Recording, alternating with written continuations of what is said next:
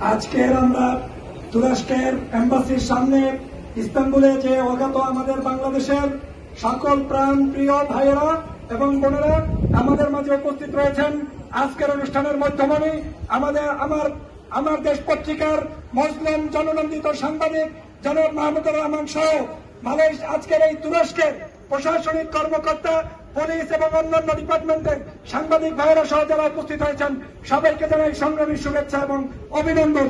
আপনারা জানেন আজকের যখন আমরা কথা বলছি সেই মুহূর্তে বাংলাদেশের প্রত্যেকটি জনপদ এখন রক্ত মেখে গিয়েছে, শহীদের রক্তে আজকের বাংলাদেশের প্রত্যেকটি জনপদ কলঙ্কিত করছে এই ফ্যাসিস্ট শেখ হাসিনা। ঠিক কিনা বলেন? এই ফ্যাসিবাদের কবল থেকে বাংলার মানুষকে রক্ষা না করলে বাংলাদেশের শিক্ষা ব্যবস্থা, বাংলাদেশের ধর্ম ব্যবস্থা, বাংলাদেশের রাজনীতি, বাংলাদেশের সমাজনীতি সব ধ্বংস হয়ে যাবে।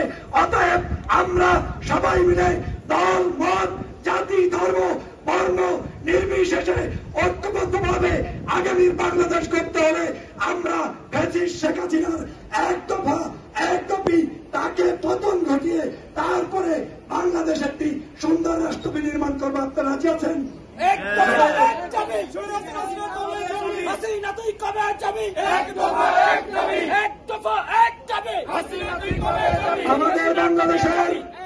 আমাদের বাংলাদেশের সমগ্র শিক্ষাঙ্গন থেকে নির্দেশনা দেওয়া হয়েছে বাংলাদেশের কোথাও ছাত্রছাত্রীরা ছাত্রলীগের নেতৃত্ব আর মানবে না। বাংলাদেশের প্রত্যেকটি প্রান্ত থেকে আওয়াজ উঠেছে ফ্যাসিবাদ হাসিনার নেতৃত্বে বাংলাদেশ চলবে না। অতএব বাংলাদেশে ভোটাধিকার প্রতিষ্ঠার লড়াই করে আমার যে ভাইয়েরা সাইদ সহ হাজার হাজার ভাইদেরকে যে হত্যা করেছে তার বিচার আমাদেরকে করতেই হবে। আর যদি আমরা সেটা করতে না পারি তাহলে বাংলাদেশের এই শহীদের বরদোয়ায় বাংলাদেশ আরো শত শত বছর পিছিয়ে যাবে। অতএব আসুন বাংলাদেশে যারা শহীদ হয়েছে তাদের আত্মার মাগফিরাত কামনা করি। বাংলার সকল মানুষের মুক্তি চাই, গণতান্ত্রিক মুক্তি চাই। সকল মুসলিম মানুষের পক্ষে তুরস্কের ছাত্র সমাজ জেগেছে।